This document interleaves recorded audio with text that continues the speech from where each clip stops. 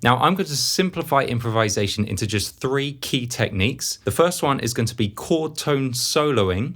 And what that means is you take the chord tones of your left hand. So let's say you're playing a C major 7 chord. Your improvisation can use the root, the 3rd, the 5th, and the 7th of the chord. And I'll even add the 9th as well.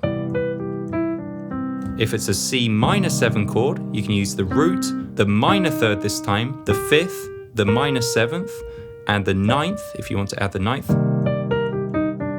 And if it's a C dominant 7 chord, you would use root, major 3rd, 5th, minor 7th, and 9th.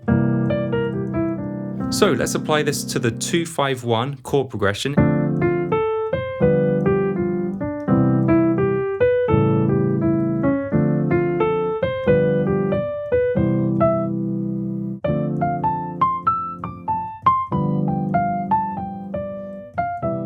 The next technique you can add is called the half step below approach pattern. And what that means is to take the root, 3rd, 5th, and 7th, and we can proceed all of these notes with a half step below. So I can proceed D with C sharp, I can proceed F with E, I can proceed A with G sharp, and I can proceed C with B. You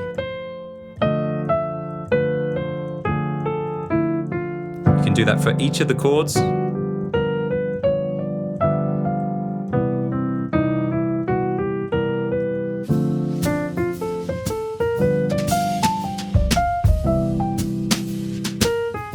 And the third key technique is to add a triplet to each line. And a triplet is where you play 3 notes in the space of 2. 1, 2, 3, that's the triplet. Instead of playing 1, 2, 1, 2, 1, 2, 1, 2, I'm playing 1, 2, 3.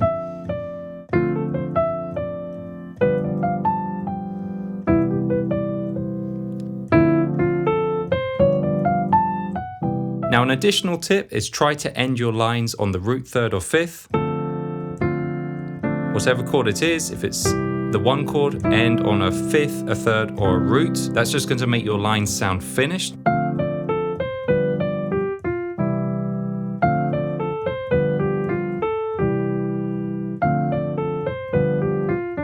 And a final tip is to switch octave for every line. So if you finish a line down here,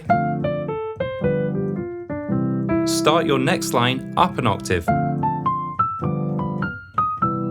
and then switch down an octave,